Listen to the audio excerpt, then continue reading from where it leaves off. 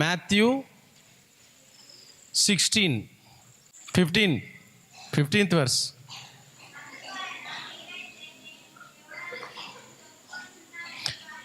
యేసు ప్రభు నేను ఎవరు అని అందరు ఏమనుకుంటుండ్రు, నేను ఎవరు అని బజార్లా బయట లోకంలా నా గురించి ఎవరైనా అని ఏమనుకుంటున్నారు అని యేసు ప్రభు అడుగుతున్నాడు. ఎవరిని? శిష్యులను అడుగుతున్నాడు. తర్వాత శిష్యులు ఏం చెప్తున్నారు? 12 మంది శిష్యులు చూడండి.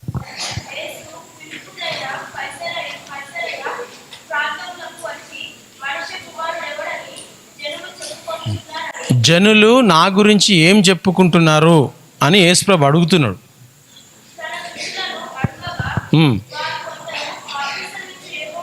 కొంతమంది ఏమన్నారు?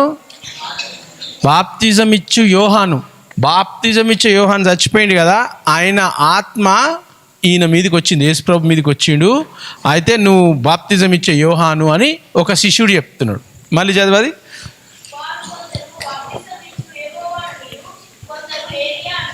కొందరు బాప్తిజం ఇచ్చే యోహాను అంటున్నారు. నువ్వు ఎవరు యేసుప్రభు అంటే బాప్తిజం ఇచ్చే యోహాను అని కొంతమంది అన్నారు.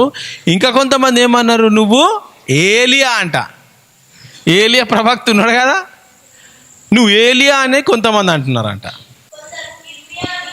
జెరమయా, కొంతమంది ఏమంటున్నారు? నువ్వు జెరమయా. అందరికీ తెలుసు యేసు ప్రభు నజరేయుడు అయిన యేసు క్రీస్తు అని అందరు పిలుస్తారు. అరే మన ముందు పుట్టింది కదా, కానీ వాళ్ళేమంటారు? అమ్మ నీలో పవర్ ఉంది కదా, నీలో ఏం పవర్ ఉంది? బాప్తిజం ఇచ్చే యోహాన్ పవర్ ఉంది అని కొంతమంది. ఈయన ఏలియా పవర్ ఉన్నది ఈయనకు. అబ్బా ఈయన అందరిని ఇట్లా చచ్చిపోయిన లేపుతుండు, ఏలియా కూడా లేపిండు చచ్చిపోయిన వాళ్ళని. ఏలియా మిరకిల్స్ చేసిండు, ఈయన కూడా మిరకిల్స్ చేస్తున్నాడు. అయితే ఏలియా ఆత్మ వచ్చింది ఈయన మీదకి. బాప్తిజం ఇచ్చే యోహాను అనగానే అందరు మార్మన్స్ పొంది బాప్తిజం తీసుకుంటున్నారు. ఆ ఆత్మ వచ్చింది ఈయన మీద. ఇర్మియా పెద్ద ప్రవక్త, ఆయన ఆత్మ వచ్చిందని కొంతమంది చెప్తారు. యోహాను, ఏలియా, ఇర్మియా, Jeremiah, Elijah, John the Baptist. అయితే ఈ ముగ్గురు కూడా కాకపోతే మస్తు ప్రవక్తలు ఉన్నారు కదా, దాంట్లోకి వెళ్ళి ఎవరో ఒకళ్ళ ఆత్మ నీ మీదకి వచ్చింది అని అంటున్నారు. ఎవరు? శిష్యులు అంటున్నారు. తర్వాత కింద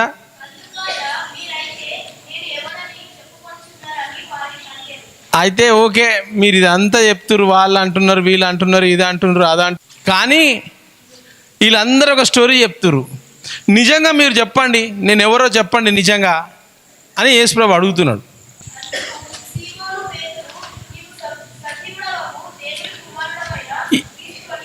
ఈయన సీమోను పేతురు ఏం చేస్తున్నాడు? నువ్వు సజీవుడు అయిన దేవుని కుమారుడు అయిన క్రీస్తు అంటే మెస్సాయా. ఇంకో ట్రాన్స్లేషన్ చూసుకుంటే మెస్సాయా, దేవుని కుమారుడు నీవు. ఈ ప్రవక్త కాదు, ఆ ప్రవక్త కాదు, ఈ ప్రవక్త కాదు, దేవుని సన్, నా కుమారుడు యేసు క్రీస్తు. క్రీస్తు అనంటే ది అనాయింటెడ్ వన్, మెస్సాయా, రాబోయేవాడు, లోక రక్షకుడు అని చెప్తా ఉన్నాడు పేతురు.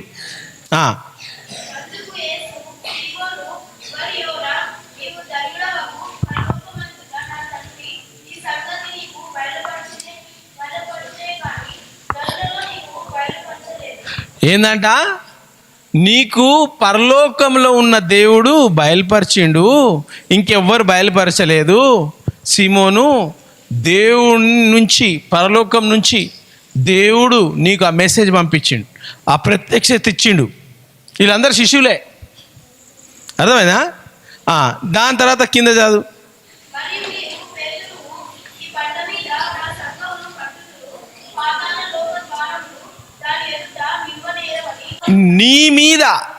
నీ మీద నేను ఒక కొత్త సంఘం కడతా అంటున్నాడు. అప్పటికి సంఘం ఉన్నదా? లేదు. పేతురు ఆయన పేరు మీద చర్చ్ కడతాడంట. ఎంత గ్రేటు. చాలామంది శిష్యులు ఉన్నారు కదా, అందరు అన్నారు నువ్వు ఏలియా అన్నాడు, నువ్వు జాన్ అన్నాడు, నువ్వు జెర్మయా అన్నాడు, ఓ ప్రవక్తలల్లో నువ్వు ఒకడు అన్నాడు. పేతురేమన్నాడు, కాదు కాదు కాదు కాదు కాదు, నువ్వే రారాజువి, నువ్వే రక్షకుడు, నువ్వే మెస్సాయ, నువ్వే అభిషక్తుడువు, క్రీస్తు నువ్వే అని పేతురు అనగానే, ఏం చెప్పినావు పేతురు, నీకు అది దేవుడు పరలోకం నుంచి బయలుపరిచిండు, నువ్వు నీ మీద నేను సంఘం కడతా. ఏంటి? అబ్రహాంకి ఏం చెప్పిండు? నువ్వు నమ్మినావు కదా, నీ మీద ఇజ్రాయెల్ దేశాన్ని కడతా అని అన్నాడు. హల్లెలూయా. నేను నమ్మినానా దేవుణ్ణి? బిషప్ మాథ్యూ మీద జీసస్ వే కడతా, గ్రేస్ టీవీ కడతా అని దేవుడు నన్ను కట్టించినా లేదా? చాలామందికి దేవుడు ఇచ్చిన దర్శనం. ఎవరు రాలే ముందుకి, ప్రభువా నాతో పాటు చాలామంది ఉన్నారు బైబిల్ కాలేజ్లో, నాతో పాటు చాలామంది ట్రైనింగ్ తీసుకుర్రు, నాతో పాటు చాలామంది ప్రేయర్ చేసిర్రు, ఫాస్టింగ్ చేసిర్రు, ఆన్లైన్ ప్రేయర్ మీట్ చేసిర్రు, అవుట్ రీచ్ చేసిర్రు, ఊర్లలోకి పోయిర్రు, ఆడికి పోయి ఇడిపోయి సువార్త చెప్పిర్రు. చాలామంది నమ్మినరా? చాలామంది ప్రభువా చెప్పు ఏం చేయాలా, ప్రభువా నిన్ను నమ్ముతున్నా అంటే, ఓకే నీలో నుంచి జీసస్ వే వస్తుంది, గ్రేస్ టీవీ వస్తుంది, నా మీద దేవుడు అని నమ్మినా కాబట్టి. పేతురు కూడా ఏమంటున్నాడంటే, వీళ్ళందరూ చెప్పిర్రు కానీ వాళ్ళు కాదు, నువ్వు మెస్సాయవు అనగానే యేసుప్రభు అన్నాడు, నీ మీద మొత్తం church, beginning of the church కట్టేస్తా అని అన్నాడు. ఎంత గ్రేట్ కదా. ఈరోజు చర్చ్ క్రిస్టియానిటీ అని నిలబడ్డదంటే దానికి ఇండియాకి ఫాదర్ ఎవరు? మహాత్మా గాంధీ. చర్చ్కి ఫాదర్ ఎవరు? పేతురు. ఎవరు స్టార్ట్ చేసిరు church? Father of the church. సంఘంకి శిరస్సు, తల ఎవరు? యేసు ప్రభు. కానీ ఆ శిరస్సు ఎవరి మీద కట్టిండు? పేతురు నీ మీద, నీ బండ మీద నేను సంఘం కడతా అని పేతురు లీడర్ అయిపోయింది చర్చ్కి. ఫస్ట్ లీడర్ చర్చ్కి ఎవరు? క్రిస్టియానిటీకి అపోస్తుల కార్యాలలో ఫస్ట్ లీడర్ పేతురు అయ్యిండు. ఎందుకు అయ్యిండు పేతురు లీడరు? అది కరెక్ట్గా గుర్తుపెట్టిండు, యేసు ప్రభుని కరెక్ట్ గుర్తుపట్టిండు. వేరే వాళ్ళు ఏం చెప్పారు? బాప్తిజం ఇచ్చి యోహాన్ అని ఒక ఆయన అన్నాడు. ఆయన బాప్తిజం ఇచ్చి యోహానా? తలకాయ వెళ్ళిపోయాడు యోహాన్. ఇంకొకళ్ళు ఏం గుర్తుపట్టారు యేసు ప్రభుని? ఏలియా అన్నారు. ఏలియా కొన్ని వందల సంవత్సరాల ముందు చచ్చిపోయింది ఏలియా. ఇంకా కొంతమంది ఏమన్నారు? ఇర్మియా అన్నారు, జెర్మయా అన్నారు, ఆయన కూడా చచ్చిపోయింది ప్రవక్త. ఇంకా కొంతమంది ఏమన్నారు? ఒక ప్రవక్తవు నువ్వు, గిన్ని ప్రవక్తలు వచ్చారు కదా, ఆ ప్రవక్తలలో నువ్వు ఒక ప్రవక్త అని అన్నాడు.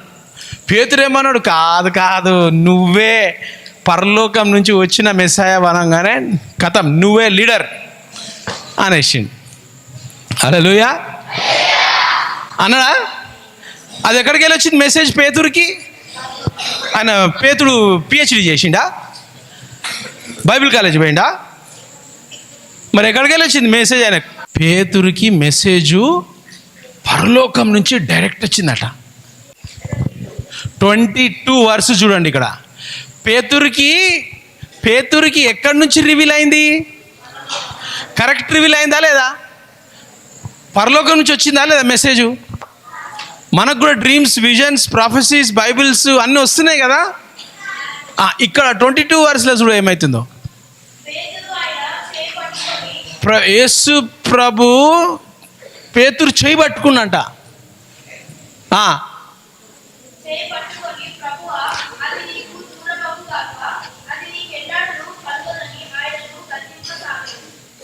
ఏం చేస్తున్నాడట? ఏం గద్దిస్తున్నాడట. పాపం మన హీరో పేతురు గారు ఏం చేసిర్రు? యేసు ప్రభుని పట్టుకొని గద్దిస్తుండు. నేను ఉన్నా కదా, నీకు ఎవడొస్తా నీ మీద చెయ్యి ఎవడు పెడతాడు చూస్తా కదా, అసలు నేను చంపని అని ఎవ్వడు నిన్ను చంపడు, నేను ఉన్నా కదా, చచ్చిపోదు నువ్వు బతకాలా అంటాడు. దాని కింద గద్దించిన తర్వాత ఆయన యేసుప్రభు ఏం చేసిండు? యేసు చేయి పట్టుకొని లేస్తే యేసుప్రభుకు తిరిగి, సాతానా నా వెనుకకి వెళ్ళిపో అంటుడు. ఎవరిని అంటుడు? అరే ఇప్పుడే కదా పరలోకం నుంచి మెసేజ్ వచ్చింది పేతురికి. వచ్చిందా లేదా?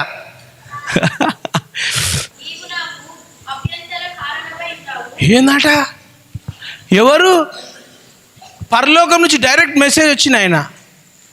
ఆయన మీద చర్చ్ కడతా అన్నాడు. నువ్వే లీడర్ చర్చ్కి అన్నాడు. నెక్స్ట్ మినిట్ ఏమవుతుంది? సైతాన్ పేతురు, సైతానా నువ్వు అంటుడు. పేతురును చూసి ఏమంటుండు యేసుప్రభు? నా వెనక వెళ్ళిపో సైతాన్ అంటుండు. గెట్ ది బిహైండ్ మీ సెటన్ అంటుండు. ఫుల్ అనాయింటింగ్ పేతురు మీద, ఫుల్ రెవల్యూషన్ పేతురు మీద. Next minute, you Peter Satan get out behind me. అయ్యా ఏమవుతుంది? అవుతుందా? ఏమన్నా అవుతుందా లేదా? అభిషేకం ఫుల్ అయిందా లేదా?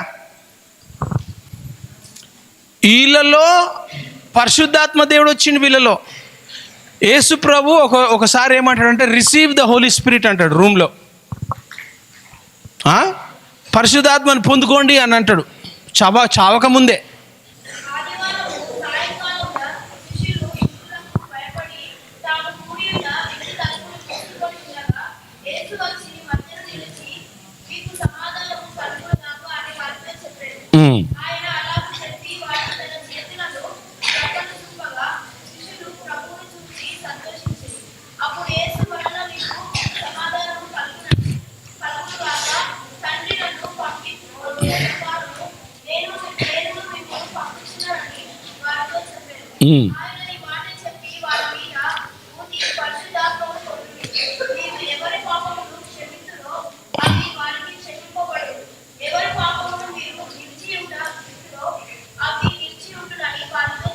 చూస్తురా యేసుప్రభు ఏం చేస్తుండు?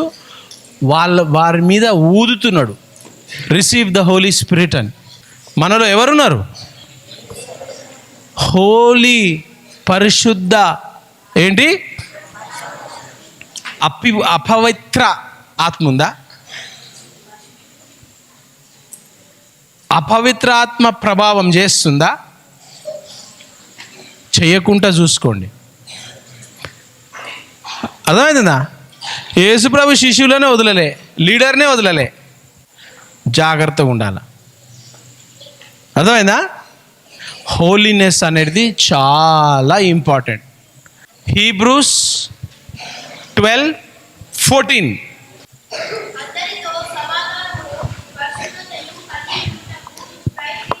పరిశుద్ధతను కలిగి ఉండాలా? ఏముండాలా? అన్హోలీనెస్సా హోలీనెస్సా? హోలీనెస్ కలిగి ఉండాలంట. ఏంటి దాని అర్థం ఏంటి? అన్హోలీనెస్ కూడా కలిగి ఉండొచ్చు కదా, అవునా కదా? ఒకవేళ పరిశుద్ధంగా లేకపోతే ఏమవుతుంది? చూడు, చదువు.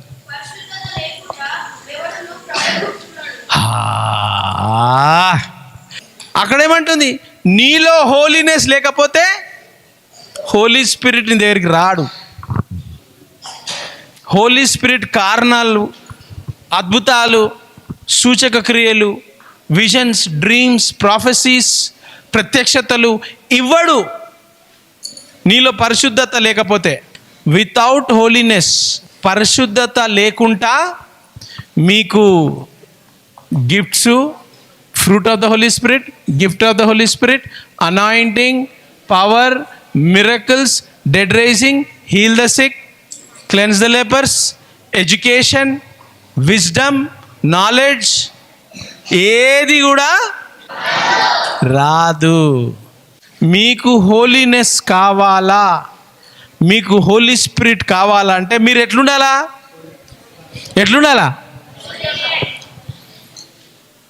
పరిశుద్ధతగా ఉండాలి. పేతురు గురించి ఎట్లా దేవుడు పరలోకం నుంచి ప్రత్యక్షత వచ్చింది, దేవునితో ఉన్న వాళ్ళకు ప్రత్యక్షత కొంతమందికి లేకుండే, పేతురు ఒక్కొనికే వచ్చింది. ఆయనకు వచ్చిన తర్వాత ఆయననే మళ్ళీ సాతానుడు ప్రభావం చూపించిండు. మళ్ళీ హీబ్రూస్ 12:14 పరిశుద్ధత లేకపోతే మనం చూడలేం.